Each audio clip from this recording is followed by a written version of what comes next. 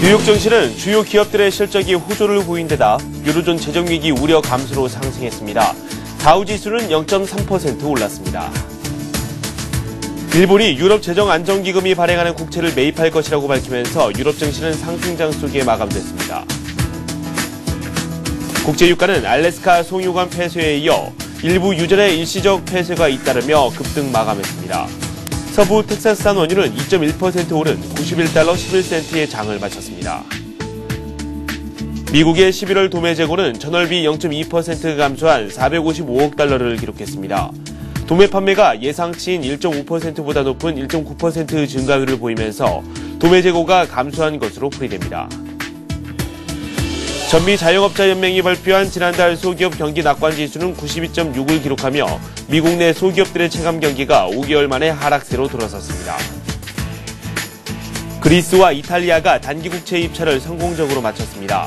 이번 주 국채 입찰을 준비 중인 포르투갈과 스페인에 대해서도 긍정적인 전망이 나오고 있습니다.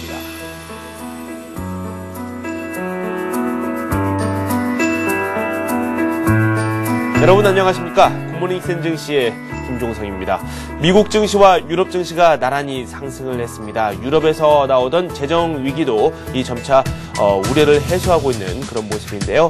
단기 국채 입찰을 성공적으로 마무리한 그리스 그리고 이탈리아 소식이 전해지면서 유럽 증시도 빠르게 안정을 찾아가고 있습니다. 유럽과 미국 증시 이 상황을 한번 종합해 보도록 하겠습니다. 한맥투자증권 김관수 차장 전화 연결되어 있습니다. 안녕하세요. 네, 안녕하십니까. 네, 먼저 미국 증시 마감 상황부터 좀 살펴보도록 하겠습니다. 3대 지수 모두 상승을 했죠? 네, 미증시가 일단 어닝 시정 효과와 상품 가격 상승에 힘입어서 다우, 나스닥 모두 상승세를 보여줬습니다. 주요 기업들의 실적 개선이 상당히 좀 시장에 큰 힘을 보태주었는데요. 알코아, 시어스, 티파니, 레나 등 4분기 실적이 월가 예상치보다 높게 나온 종목들이 강세를 이어나갔고 이런 것들이 시장을 강세로 이끌어 주었다라 판단되고 있습니다. 도매 재고 감소도 일단은 지표 측면에서 상당히 긍정적인 모습을 보여줬다라고 판단되고 있고요. 또 여기에 유로존에 대한 그 위기가 어느 정도는 해소되는 것이 아니냐. 지난주에 중국이 에서 이번 주 전일된 일본이 아일랜드 국채를 매입해 준다는 소식에 의해서 유로달러 강세 패턴을 보여줬고 또한 그리스와 이탈리아의 국채 발행 성공으로써 유로존에 대한 우려도 상당히 시장에서 잠재되는 그런 모습을 보여줬습니다. 이런 것들이 미증시의 전체적 반응을 나타나면서 결국 미증시가 모두 상승세를 보여줬는데요. 물론 급등한 것은 아닙니다. 하지만 급등한 것은 아니다 하더라도 고점 돌파의 모습을 보여주면서 신고가의 모습을 보여줬다는 점. 결국에는 시장의 유동성이 풍부하고 하락 시만도 저점 매수가 대기하면서 꾸준하게 저점과 고점을 높이는 전형적인 상승의 틀을 이어가는 것이 미증시의 모습이 아닌가 이렇게 판단되고 있습니다. 네, 조정이 있더라도 이 저점을 높이는 수준에서 이 낙폭이 제한되는 모습을 보여준 미국 증시였습니다. 11월 도매 재고 소식 앞에서 말씀을 해주셨는데 그만큼 도매 재고가 소진이 빨랐다 이런 평가죠. 일단 도매 재고가 예상 밖으로 감소를 했습니다. 네. 도매 판매가 예상보다 큰 폭으로 증가하면서 도매 재고가 감소세를 보여줬는데요. 11월에 도매 재고 같은 경우는 전월 대비 0.2% 감소하면서 4,255억 달러를 기록하고 있습니다. 전문가들은 일단 전체적으로 예상을 도매 재고는 증가할 것이다라고 예상을 했지만 결국 뚜껑을 열어보니까 감소했다 이런 패턴이 나왔는데 이 감소한 것이 결국은 소비가 상당히 연말 쇼핑 시즌을 중심으로 강하게 살아났기 때문에 결국엔 도매 재고가 감소한 것이 아니냐. 그래서 여전히 소비 측면에서는 시장을 전체적으로 긍정적으로 보는 그런 모습이 아닌가 판단되고 있습니다. 일단 전체적으로 미증시를 차지하는 이 소비가 어느 정도 살아나는 이런 모습을 보여주고 있기 때문에 결국 경기에 대한 기대감도 여전히 살아나는 그런 모습을 보여주고 있고 이 도매 재고의 감소도 결국에는 주가의 반등에 하나의 축이 된 그런 모습이 아닌가 판단되고 있습니다. 네. 그리고 미국 소기업들의 체감 경기가 5개월 만에 하락세로 전환이 됐다고 하는데요. 도대체 어떤 소식입니까? 미증시에서는 항상 나타나는 것이 소비는 어느 정도 살아나고 있는데 이 고용시장에 대한 부분들이 상당히 좀 불안해지고 있는 것이 사실입니다. 소기업의 체감지수가 5개월 만에 하락 반전했습니다. 12월에 소기업 낙관지수가 92.6을 보여주고 있고요. 전월이 93.2였기 때문에 결국 전월 대비는 좀 밀리는 그런 모습을 보여줬는데 이 소기업이라는 것은 아시다시피 500명 이하로 구성되어 있는 기업들의 방문해서 조사를 하는 그런 데이터인데요. 소기업 같은 경우 미국 전체 고용 부분에서 65%를 차지하고 기업 수는 전체에서 99%를 차지하면서 좀 절대적인 수치를 좀 보여주는 것인데 이것이 전체적으로 향후 경기가 좋지 않을 것이다라는 그런 여지가 남아있기 때문에 결국에는 시장에서 전미 기업의 오너들이 앞으로 경제에 대해서 그렇게 크게 성장세를 보이지 않고 있기 때문에 그 고용시장에서는 아직까지는 부담스러운 그런 부분이 아닌가라고 판단되고 있습니다. 네. 찰스 플러서 필라델피아 연방준비은행 총재가 연방준비제도가 양적 완화 정책을 점차적으로 걷어들여야 된다, 이런 입장을 밝혔다고 하는데, 어제도 이와 관련된 소식을 저희가 전해드린 바 있거든요. 일단 이 앞전에 호그니 총재가 시장에서는 상당히 매파적인 모습을 보여줬는데, 이제는 플러셔 총재도 결국에 그 뒤를 따라서 전형적인 매파의 모습을 보이지 않나라 판단되고 있습니다. 네. 물론 양적 완화를 하게 되면 시장에 자금이 많이 풀리게 되고, 그 자금이 많이 풀리게 되면은 그 양적 완화에 대한 부담감으로 인플레이션에 작용한다는 것은 알고 있는 사실이다라 판단되고 있습니다. 네. 그런데 이제 이런 양적 완화가 계속적으로 이어진다면 결국에는 시장에서 경제가 성장하면 결국에는 양적 완화를 어느 정도는 줄여야 되는데, 계속적으로 양적 완화를 해 나간다는 이 자체는 좀 문제가 있다라는 점을 많이 지적을 해주고 있는데요. 물론 연준에서도 시장에서 충분하게 이런 부분들이 논의되고 있기 때문에 결국에는 필라델피아 연준 총재가 양적 완화의 축소 발언을 했다 해서 결국 축소되는 것은 아니다 판단되고 있습니다. 하지만 그 내에서 이런 얘기가 나온다는 것은 여전히 건전한 그런 모습이다라고 저는 보고 있고요. 그리고 이런 매파적인 성격을 갖고 있는 부분들이 계속적으로 시장에 나타나 주어야 결국에는 비둘기파들이 계속적으로 시장에서 해나갈 때 어느 정도의 제동장치를 댈 수 있는 그런 부분이 있기 때문에, 일단은 양적 완화로 인해서 인플레 우려에 대한 감시는 우리 투자자분들, 시청자분들도 다 알고 있기 때문에 이런 부분들은 일단 한번 언급해 주는 것이지만 시장에 큰 지배적인 그런 양적 완화를 여기서 하지 않는다, 이런 부분은 아니고 결국 그에 대한 문제점을 역시 짚어주는 그런 부분이 아닌가라고 보고 있습니다. 네. 유럽 쪽으로 넘어가서 소식 더 살펴보도록 하겠습니다. 얼마 전에 중국이 이 스페인 국채를 매입하겠다, 유로존의 재정 위기 문제를 해소하는데 우리도 한몫하겠다, 이렇게 이야기를 했었는데 일본이 이번에는 나섰습니다. 일단 일본의 채권 매입 발표에 따라서 유로 달러도 급등을 하고 유럽도 전체적으로 강세 패턴을 보였습니다. 영국, 프랑스, 독일 거의 1%가 넘는 상승세를 보여줬고요. 여기에 그리스, 이탈리아 국채 입찰이 좀 성공적으로 마무리되는 그런 모습을 보여줬기 때문에 결국에는 유럽 증시도 결국 자생적인 건 아니겠지만 결국 중국이나 일본의 도움에 따라서 재정 위기를 어느 정도 극복해 나가는 그런 모습들이 유럽 증시를 강하게 반등으로 만들어놨고, 또 이렇게 국채 발행이 성공하면서 결국 은행주들의 강세 패턴이 강하게 나타나면서 전체적으로 유럽 증시도 어느 정도는 재정 위기에서 어느 정도 탈피하는 그런 모습인데요. 근데 아직까지는 포르투갈이라든지 아니면 벨기에 이쪽으로도 여전히 그 재정 위기에 대한 부담감은 많이 있기 때문에 결국 내관은 살아있지만 결국에는 내관의 단기적인 불신은 끄는 그런 모습이 아닌가라고 판단되고 있고, 이거에 따라서 유럽 증시도 일단은 현 시점에서는 강하게 반등으로써 그 호재를 그대로 받아들이는 그런 모습이 아닌가라 보고 있습니다. 네, 유럽에서 이번 주에 국채 입찰을 하는 국가들이 상당히 많아요. 앞에서 설명을 잠깐 드렸었는데 그리스, 이탈리아 국채 입찰, 이 단기 국채죠, 성공적으로 마무리가 됐다, 이런 이야기가 나왔습니다. 남은 국가들이 포르투갈, 스페인 이런 국가들이 있는데요. 일단 이들 국가들에 대해서도 긍정적인 신호가 나오고 있죠. 그리스와 이탈리아가 단기 국채 입찰에 성공적으로 마쳤습니다. 그리스 같은 경우는 19억 5천 유로 정도로 26주 만기 단기 국채를 발행했는데요.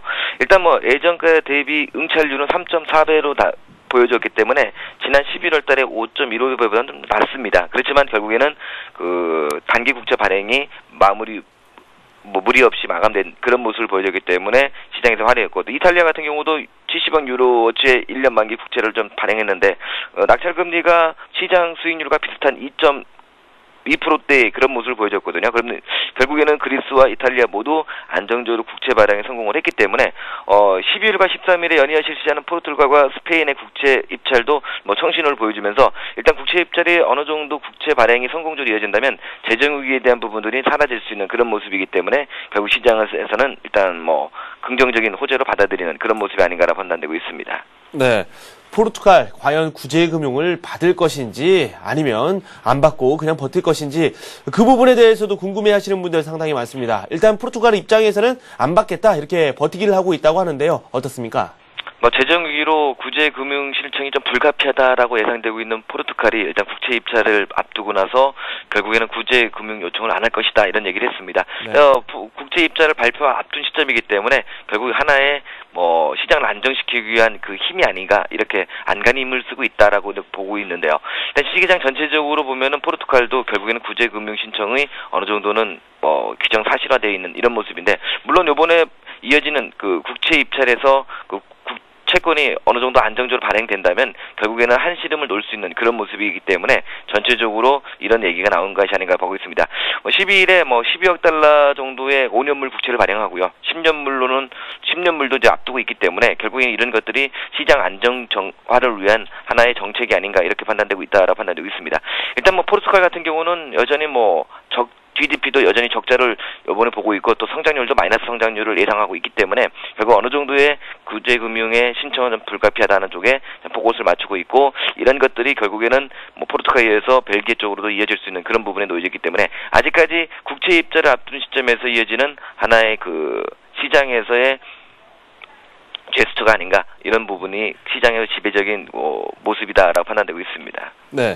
포르투갈, 스페인, 벨기에, 위기 우려가 남아있는 국가들이 상당히 많습니다. 그래서 그런지 모르겠는데, EU가 마련한 이 유럽 금융안정기금, 이 폭을 좀 더 넓히자, 이런 이야기가 조금씩 나오고 있다는데, 사실상 이 위기가 더 커질 수도 있다, 이런 부분을 걱정한 게 아닌가라는 생각이 드는데, 어떻습니까? 지금 아시다시피, 이 앞전에 유로존에서, 7,500억 유로의 기금을 마련하기로 했습니다. 네네. 지금은 4,400유로를 활용하고 있는데 이 기금을 1조에서 2조 유로대로 확대하자는 주장이 나오고 있습니다. 여전히 그 시장에서는 국채 발행도 성공적으로 이어지고 있지만 여전히 단기적인 국채 발행으로서 이것을 끄긴 좀 어렵지 않느냐. 그래서 이번에 포르투갈에 이어서 스페인, 벨기에도 구제 신청을 할 경우에는 이 지금 자금으로는 여전히 감당하기 어려울 것이다라 판단돼서 이것을 늘리는 그런 방향을 좀 확대하고 있는데 물론 아직까지 이런 부분들이 아직까지 유로존에 대한 부분들을 상당히 좀 어렵게 만들고 놓고 있지만은 결국에는 중국, 일본 그리고 IMF라든지 유로존 자체적으로도 이어지고 있는 지원이 계속적으로 이어진다면 결국에는 확대된다는 자체도 현 시점에서 어느 정도는 불가피한 그런 부분에 놓여져 있지만 결국에는 이 기금을 확대한다는 자체는 결국에는 시장에서 좀 안정된 안정판 역할을 해놓을 수 있다라고 판단되고 있기 때문에 결국에는 1, 2조 유로로 이렇게 만든다는 자체는 여전히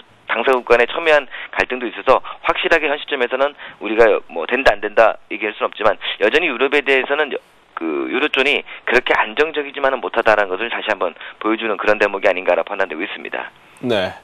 상품 시장 내용도 살펴보도록 하겠습니다. 국제 유가 많이 올랐죠. 2% 넘게 급등을 했고 91달러 선을 또 넘어섰습니다. 상품 시장 상황 정리해보죠.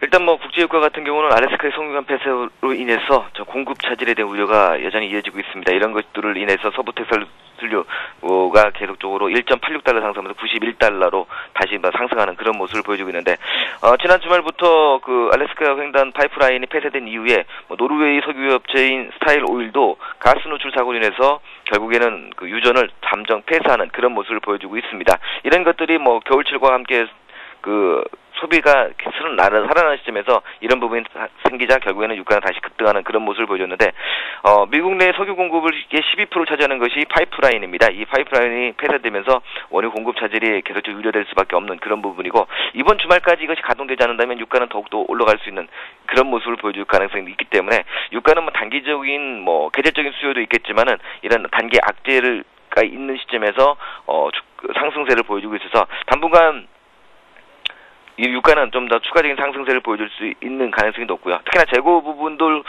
발표가 되는데 이 재고 부분이 감소할 경우는 추가적인 상승세가 좀 이어날 수 있는 그런 부분이 아닌가라고 보고 있습니다. 네, 오늘 밤 발표되는 주요 일정 한번 살펴보도록 하겠습니다. 경제지표 내용 살펴볼까요? 일단 가장 관심이 가는 것이 베이지북의 논점이 가장 관심이 가고 있고 또 주간 원유 재고가 발표됩니다. 특히나 주간 원유 재고 같은 경우 원유 재고가 감소한다는 그런 모습을 보여줬을 경우에는 유가에 대해서 강세 패턴을 보여줄 수 있고 이것이 또 상품 시장에 영향을 줄 수 있는 그런 모습이고요. 또 12월 수출입 물가와 재정 수지가 발표되는데 가장 관심이 가는 것은 여전히 베이지북과 원유 재고가 어느 식으로 좀 이어지는지를 우리가 좀 더 체크하는 것이 필요하지 않나라고 판단되고 있습니다. 네, 베이지북 그리고 주간 원유 재고 이 부분 한번 잘 살펴보자라고 말씀을 해주셨습니다. 한맥투자증권의 김관수 차장과 지금까지 함께했습니다. 고맙습니다. 네, 감사합니다. 네, 요즘 같은 장에서는 거래하기가 상당히 어렵습니다. 주가 자체도 많이 올랐고요. 매매 패턴 어떻게 가져가야 될지도 상당히 복잡합니다. 그래서 저희가 준비했습니다. 저희 서울경제TV가 17일부터 전문가 방송을 공식 출범하는데요. plus.cntv.co.kr로 들어오셔서 관련 정보 받아보시기 바랍니다. 투자 매매 기법뿐만 아니라 여러분께서 포트폴리오를 짜놓은 그 내용을 가지고도 상담을 진행해 드리고 있습니다. 이 부분 꼭 참고하시고요. 17일부터 공식 출범합니다. 이 점 꼭 숙지하시고 많은 사랑 바랍니다. 저는 잠시 후에 다시 돌아오겠습니다.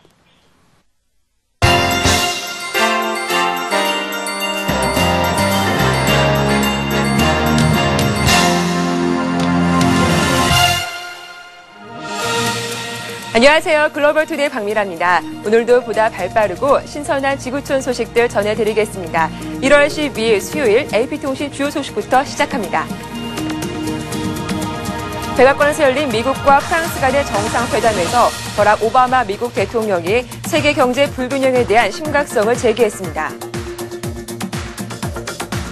버락 오바마 미국 대통령과 니콜라 사르코지 프랑스 대통령은 백악관에서 정상회담을 갖고 국제통화제도 개혁 방안, 글로벌 무역 불균형 개선 방안을 비롯한 상호 관심사를 논의했습니다. 오바마 대통령은 회담 뒤 기자들에게 무역 불균형 해소 등을 위한 양국의 적극적 협력 필요성을 밝혔는데요. 사르코지 대통령은 이에 미국이 세계에서 얼마나 중요한 역할을 하고 있으며 미국 달러화가 세계 넘버원 통화로서 얼마나 중요한지를 알고 있다고 강조했습니다. 사르코지의 이런 언급은 올해 11월 프랑스에서 열릴 G20 정상회담에서 통화체제 개편 논의를 주도할 움직임을 프랑스가 보이고 있는 가운데 나온 겁니다. 익명을 요구한 미 정부 관계자는 두 정상이 달러화의 역할은 국제시장과 투자자들에 의해 결정돼야 한다는 데 동의했다고 전했습니다. 이 관계자는 고정 환율과 변동 환율에 대한 논의도 있었으며 환율 체제가 좀 더 시장이 결정하는 환율 체제로 나아가야 할 필요성이 있다는 논의도 있었다고 덧붙였습니다. 두 정상은 이 밖에 대테러 협력 문제와 아프가니스탄, 레바논, 이란, 수단, 코트디부아르, 중동 평화 문제 등을 두루 논의한 것으로 전해졌습니다. 미 부통령이 아프간 대통령과 면담을 통해 2014년 이후에도 미군의 아프간 잔류 가능성을 예고했습니다. 조 바이든 미국 부통령은 아프가니스탄인들이 미군 철수를 원하지 않을 경우 오는 2014년까지 완전 철군하지 않을 것이라고 밝혔습니다. 아프간을 사전 예고 없이 깜짝 방문한 바이든 부통령은 하미드 카르자이 아프간 대통령과 면담 뒤 합동 기자회견을 갖고 이같이 말했는데요. 바이든 부통령은 아프간을 다스리거나 나라를 만드는 것은 미국의 의도가 아니며 이는 아프간 사람들의 책임이라며 2014년 이후에도 계속해서 기꺼이 도울 용의가 있음을 설명했습니다. 카르자이 대통령은 1시간 45분간 바이든 부통령과 1대1 면담을 통해 2014년 치안권 이양 과정에 대해 얘기했고 논의에 대해 만족감을 표시했습니다. 이탈리아 헌법재판소가 13일 재임 중인 대통령과 총리, 내각 강요 등에게 면책 법안에 대한 위헌 여부를 결정합니다. 재판관 15인으로 구성된 헌재는 로마에서 베를루스코니 측 변호인이 참석한 가운데 청문회를 연 뒤 오는 13일 결정을 발표하겠다고 밝혔습니다. 이날 청문회에서 베를루스코니의 변호인단은 총리에게 적용된 면책 법안은 헌법에 합치하며 공정한 변호를 받을 권리 보장을 위해 필요하다고 주장했는데요. 이탈리아 헌재는 13일 이 사건을 법원으로 되돌려 보낼지 아니면 위헌으로 결정할 것인지를 밝히게 됩니다. 위헌 결정이 나올 경우 지난달 하원 신임 투표에서 불과 3표 차로 기사회생한 베를루스코니 총리의 정치적 입지가 더욱 위축될 것으로 전망되는데요. 이탈리아 헌재가 면책법안 위헌 여부를 결정한 것은 이번이 3번째입니다. 베를루스코니 총리는 수없이 많은 혐의로 조사받고 기소됐지만 면책 법안으로 인해 한 번도 유죄 확정 판결을 받지 않았습니다. 유로존 재정 위기 우려가 다시 커지는 가운데 그리스 정부가 19억 5천만 유로의 단기 국채를 발행했습니다. 그리스 국채관리청은 단기 국채 입찰 매각을 통해 6개월물 19억 5천만 유로어치를 4.9%에 발행했다고 밝혔습니다. 이번 발행 금리는 지난해 13억 9천만 유로어치를 발행했을 때 4.82%에 비해 조금 높은 수준을 나타냈는데요.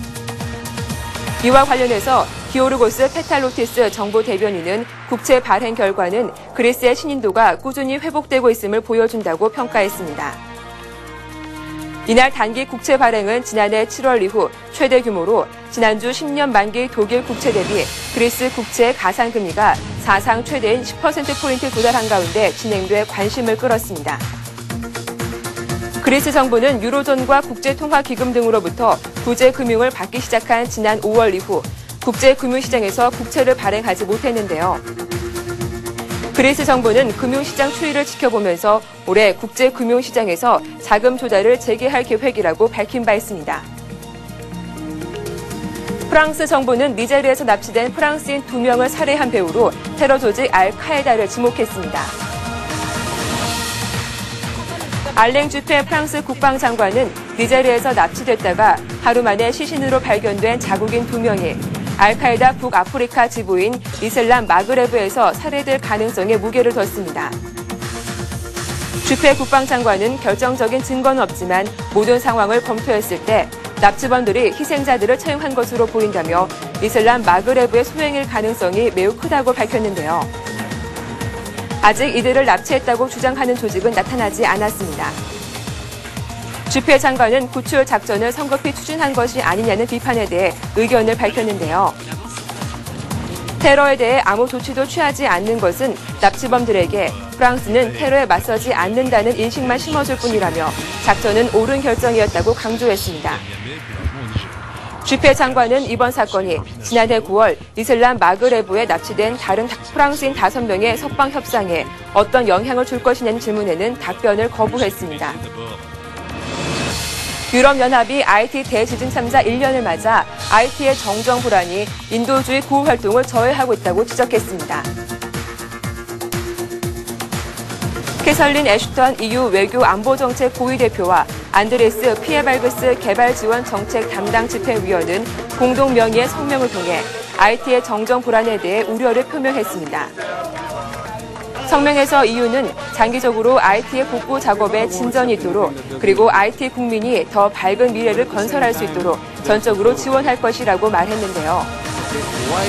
또한 IT의 불안정 탓에 EU 인도주의 구호 활동이 이를 필요로 하는 이들에게 미치지 못하며 복구 작업은 지지부진하고 복잡해지고 있음을 지적했습니다.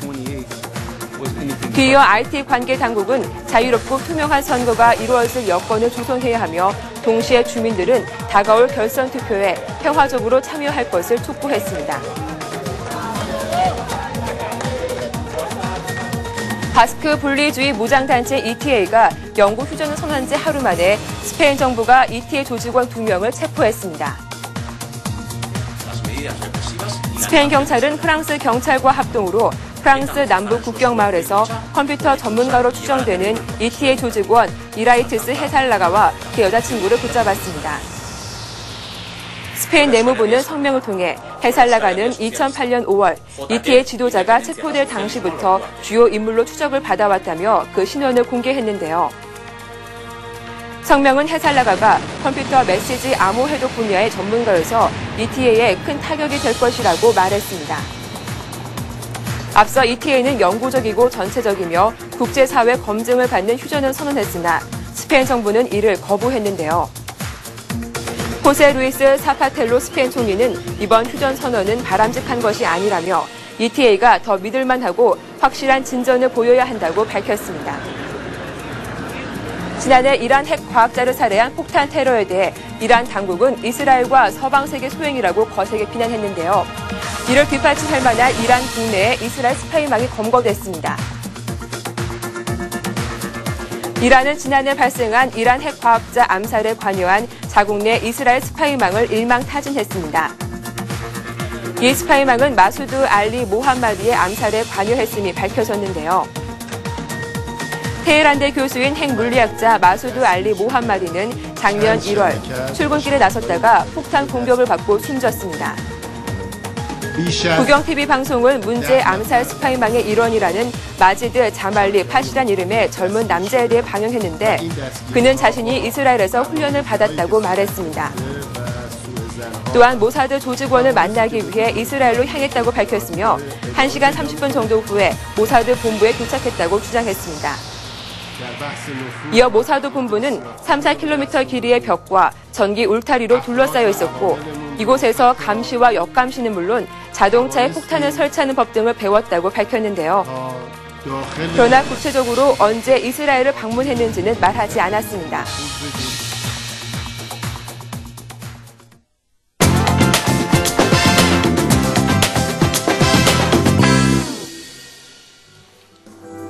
길거리에서 묘기를 부리던 원숭이가 갑자기 그의 조련사를 공격하는 일이 발생했습니다. 무리한 훈련이 화를 부른 걸까요? 중국 장시성에서 길거리 공연을 하던 원숭이가 갑자기 조련사를 공격하는 사건이 벌어졌습니다. 너무 갑작스러운 사건에 조련사는 적잖게 당황했으며 신체적 피해도 입었는데요. 사건은 순식간에 벌어졌습니다. 목에 밧줄을 매달고 묘기 중이던 원숭이가 갑자기 달려와 조련사의 머리를 잡은 건데요. 원숭이는 조련사의 머리를 잡고 놔주지 않고 계속 잡아당겼습니다. 이후에도 원숭이의 공격은 계속됐습니다. 머리를 잡고 있던 손으로 얼굴을 핥히기까지 했는데요. 심지어 원숭이는 서커스를 위해 준비했던 막대기를 들고 와 조련사를 때리기도 했습니다. 사진을 본 누리꾼들의 반응은 다양했는데요. 묘기에 지친 원숭이의 마지막 반란이다. 원숭이가 그간 원한이 많이 쌓인 것 같다며 다양한 의견을 보냈습니다. 머리에 총을 맞고 병원에 실려갔던 한 남성이 재채기 한 번으로 총알이 튀어나와 목숨을 구하는 기적 같은 일이 일어났습니다. 이 행운의 주인공은 이탈리아의 다르코 산게르마노입니다. 이 주인공은 자신의 여자친구와 새해 첫날을 보내기 위해 나폴리에서 열린 신년 파티에 참석했다가 갑자기 발생한 총격전에 휘말려 머리에 총탄을 맞았습니다. 병원 응급실에 입원했을 때까지도 의식을 멀쩡했고 치료를 받던 중 갑자기 재채기를 하자 총알이 코 속에서 튀어나왔는데요. 병원 측에 따르면 머리에 박혔던 총알은 오른쪽 관자놀이 뼈를 뚫고 들어가 안구 뒷면을 스쳐서 코뼈에 박혀 있었습니다. 담당 의사는 지금까지 이탈리아에서 이런 경우는 들어본 적이 없다며 의학적으로 설명할 수 없는 매우 희귀한 사례라며 놀라움을 감추지 못했습니다. 슈퍼에서 유혹하는 섹시한 북극곰 영상이 해외 누리꾼들의 눈길을 끌고 있습니다. 이 영상은 지난해 말 공개된 BBC 다큐멘터리 프로그램 예고편 영상인데요. 암컷 북극곰 한 마리가 늘어져 잠을 자고 있던 수컷을 유혹하는 귀여운 영상이 누리꾼들 사이에 퍼진 겁니다. 이 영상에서 암컷 북극곰은 눈밭을 뒹굴면서 수컷의 주의를 끌기 위해 노력하는데요. 해외 누리꾼들은 정말 멋진 다큐멘터리다, 암컷이 정말 귀엽다라며 다양한 댓글을 올리며 관심을 보였습니다. 엘리자베스 테일러 하면 훌륭한 영화배우로 기억되지만 그녀의 화려한 연애 경력도 함께 주목되는데요. 엘리자베스 테일러 못지않게 연하 남성과 9번째 결혼식을 올리는 세계 최고의 카사노바 할머니가 주목을 받고 있습니다. 엘리자베스 테일러를 압도하는 50대 영국 여성이 외신에 소개돼 화제를 모으고 있습니다. 이 여성은 노스 타인사이드에 사는 패트 하긴스. 그녀는 지난 1년간 사랑을 키워온 남자친구와 생애 9번째 결혼식을 앞두고 있습니다. 빼어난 미인은 아니지만 그녀는 1974년 첫 남편인 마이클 켈리와 결혼한 뒤 이후 7명의 남성과 이혼과 결혼을 반복했는데요. 전 남편이 모두 그녀보다 연하였다는 특징이 있으며 길게는 5년, 짧게는 결혼한 지 단 5일 만에 이혼을 하기도 했습니다. 이런 독특한 결혼 경력 때문에 그녀는 블랙 과부 등으로 불리며 비난을 받기도 했지만 그녀는 긍정적이고 젊은 사고방식을 가졌기 때문에 어린 사람들과 잘 맞다고 해명했습니다. 이러한 그녀가 9번째 결혼식을 올릴 주인공은 24세 연하의 슈퍼마켓 직원인 마크 샌더슨으로 내년 결혼식을 앞두고 있습니다. 시험을 앞둔 학생들이 열심히 공부를 하듯 운동선수들도 시합을 앞두고 매일매일 훈련을 해야 하는데요. 브라질의 한 축구 선수가 훈련에 빠지기 위해서 꾀를 쓰다가 실제로 감옥에 갈 위기에 처했습니다. 팀 훈련을 빠지기 위해 가짜 납치 소동을 벌인 브라질의 한 축구 선수가 감옥 갈 위기에 처했습니다. 이 선수는 브라질 리우데자네이루에 있는 축구클럽 보타포고 FR에서 미드필더로 뛰고 있는 소말리아라는 선수인데요. 그는 오전 7시 총을 가진 한 남성에게 현금과 금품을 강탈당하고 차와 함께 납치당해 2시간여 동안 강제로 운전했다고 주장했습니다. 하지만 현지 경찰이 소말리아 자택에 설치된 CCTV 영상을 확인한 결과 그가 오전 9시에 집에서 나오는 장면을 확인해 그의 진술이 거짓이었음을 밝혀냈습니다. 이 선수는 가짜 납치의 혐의로 경찰의 조사를 받고 있으며 현재 구속될 위기에 처했습니다. 가끔 동물들은 어떻게 웃을까 궁금하기도 하시죠? 최근 인터넷에 낙타 웃음소리가 공개돼 주목을 받고 있습니다. 동영상 사이트 유튜브에 공개된 이 영상은 한 남성이 낙타 앞다리를 간지리자 낙타가 웃는 모습을 담고 있는데요. 약 20여 초 길이의 영상에서 남성은 연방 낙타의 앞다리를 간지리며 꾸찔꾸찔하고 합니다. 그때마다 낙타가 웃음소리로 추정되는 소리를 내자 영상을 촬영하던 사람들은 웃음을 터뜨리고 마는데요. 해외 누리꾼들은 이 낙타가 하지마라고 하는 것이다, 괴로워하는 것 같다, 혹은 정말 재밌는 영상이다 등 다양한 댓글을 올리며 관심을 보였습니다. 오늘 글로벌 투데이에서 준비한 소식은 여기까지입니다. 보다 생동감 넘치는 소식으로 내일 다시 인사드리겠습니다. 고맙습니다.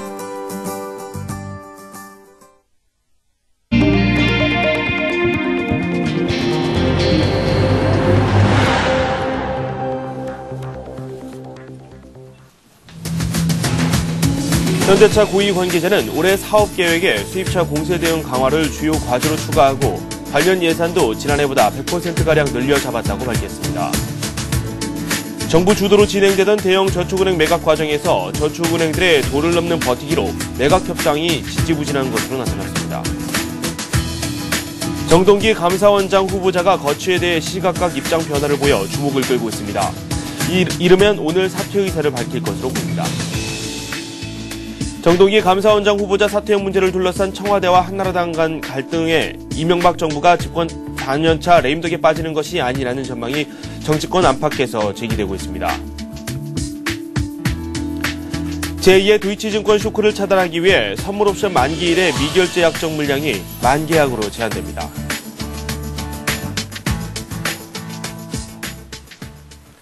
네, 오늘 이슈앤 이슈는 서울경제신문 증권부의 이준희 기자와 함께하도록 하겠습니다. 어서 오세요. 네, 안녕하세요. 국내 수입차 시장이 올해는 10만 대를 넘어설 것이다, 이런 전망이 나오고 있습니다. 국내 업계에서는 이 굴러온들에게 자리를 내주지 않겠다, 이렇게 이야기를 하고 있다고 하는데 현대차가 또 발빠르게 움직이고 있다고 해요. 네. 요즘 길 가다 보면 확실히 수입차가 많이 보이는데요. 네. 현대차가 수입차와의 본격적인 전쟁을 선포했습니다. 수입차 판매량이 올해 10만 대를 넘어설 것으로 보이는 만큼 자사 고객들이 수입차로 몰리는 현상을 차단하기 위해서입니다. 현대차 고위 관계자는 어제 올해 사업 계획에 수입차 공세 대응 강화를 주요 과제로 추가하고 관련 예산도 지난해보다 2배 늘렸다고 밝혔는데요. 안 그래도 정의선 부회장은 지난해 하반기부터 브랜드를 고급화하고 판매와 마케팅을 과학적으로 하면 고객이 떠나지 않을 것이라고 공언한 바 있습니다. 반대로 얘기하면 이렇게 고급화하거나 마케팅을 과학적으로 하지 않으면 고객이 떠날 수도 있다는 그런 우려를 나타낸 건데요. 현대차가 이 같은 대응에 나선 것은 지난해부터 수입차들이 저가 정책으로 시장 점유율을 확대해 나가면서 현대차의 입지를 위협하고 있기 때문입니다. 자동차 공업협회에 따르면 현대차의 2009년 내수시장 점유율은 46.7%에서 지난해는 39.6%로 크게 떨어졌는데요. 네. 반면 수입차협회가 발표한 같은 기간 수입차 점유율은 4.9%에서 6.9%로 껑충 뛰었습니다. 일단 전략으로는 수입차와의 비교 시승 행사를 준비 중이고요. 수입차 업계를 능가하는 프리미엄 서비스도 마련했습니다. 하지만 피아트, 크라이슬러, 포드, 도요타까지 올해 시장에 쏟아질 수입 신차가 50대가량 되기 때문에 그렇게 쉽지만은 않은 싸움이 될 것으로 보입니다. 네. 저희가 오토클럽이라는 프로그램을 통해서 이 수입차에 대한 이야기를 상당히 많이 전해드렸는데, 이 가격 경쟁력뿐만 아니라 AS, 품질, 점차 국내 업계와 격차를 줄여나가고 있습니다. 이 때문에 국내 업체들도 크게 좀 주목을 하고 있고, 긴장의 끈을 놓지 않고 있는 그런 모습입니다. 그리고 저축은행 M&A 관련해서 저희가 몇 번 소식을 전해드렸어요. 네. 무디스도 국내 시중은행들이 이 저축은행을 인수하게 되면 잠재적으로 좀 문제가 있을 것이다. 이렇게 약간 걱정 어린 목소리를 내기도 했었는데, 그래도 이 정부의 의지도 강하고 시중은행들도 관심을 보이고 있는데, 이 매각 과정이 좀 약간은 순탄치 않은 것 같다라는 그런 평가까지도 나오고 있거든요. 네. 이게 저축은행들이 기세가 좀 등등해졌기 때문인데요. 새옹지마라는 표현이 딱 적당한 상황입니다. 어제 한 저축은행의 관계자는 그동안 매각 협상을 진행하던 곳과 협상을 종결하고 자신들의 가치를 좀 더 인정해주는 곳과 다시 협상하겠다고 밝혔는데요. 네. 정부가 저축은행을 좀 사라고 이제 금융지주사들에게 좀 윽박을 지르니까 턱없이 높은 프리미엄을 요구하는 저축은행들 때문에 금융지주사들이 매각에 좀 난항을 겪고 있는 모습입니다. 김석동 금융위원장이 취임과 함께 저축은행 정상화 대책을 내놓으면서 대형 은행들이 저축은행을 인수합병하도록 좀 종용하자 저축은행들은 버틸 수 있을 때까지 버티면 몸값은 올라간다는 계산으로 튕기고 있는 것 같습니다. 네. 저축은행들은 지난해까지만 해도 적자 경영의 늪에서 헤어나지 못해 매각을 서둘렀었는데요. 이제는 대접을 제대로 하라며 목에 힘을 주고 있는 형국입니다. 이런 아이러니한 상황을 타개하기 위해서는 정리 대상과 회생 대상을 명확하게 구분해 저축은행 대주주들이 지금처럼 배째라식 버티기를 하지 못하게 해야 한다는 목소리가 높습니다. 네. 정치권 소식도 한번 저희가 종합을 해보도록 하겠습니다. 정동기 감사원장 후보자 때문에 지금 정치권 계속해서 시끄럽거든요. 네. 감사원장 후보자의 이 발언도 얘는 시시각각 좀 달라지고 있어서 과연 사퇴냐 아니면은 계속해서 남아있느냐 이 문제를 가지고도 많은 관측이 나오고 있습니다. 네. 어떤 상황입니까? 네, 일단은 이르면 오늘 사퇴 쪽으로 가닥을 잡고 발표할 것으로 일단 알려진 상황인데요. 네. 여당에서조차 사퇴 불가피론이 나온 만큼 운신의 폭이 그렇게 크지는 않은 것 같습니다. 하지만 어제 보면 시시각각 입장이 계속 변화하고 있는데요. 네. 오전에는 조기 사퇴 쪽의 무게를 잡았다가 오후에는 청문회 강행 쪽으로 달라지기도 했습니다. 오전에는 계속 고민 중이다라면서 복잡한 속내를 토로하더니 네. 오후에는 기자들의 질문에 청문회에 임하는 것이냐라고 물어보니까 별말 없이 고개를 끄덕였거든요. 네. 민주당은 정 후보자의 낙마를 이미 좀 기정사실화하고 청와대로 공세에 초점을 돌리는 모양새입니다. 네. 이번 인사파동에 대한 청와대 책임자 문책을 요구하면서 전직 경찰청장 강일학 경찰청장이죠. 이런 사람들과 청와대 경찰팀이 연루된 이른바 한바 비리와 연계시키는 등 네. 전선 확대를 시도하는 모습입니다. 네.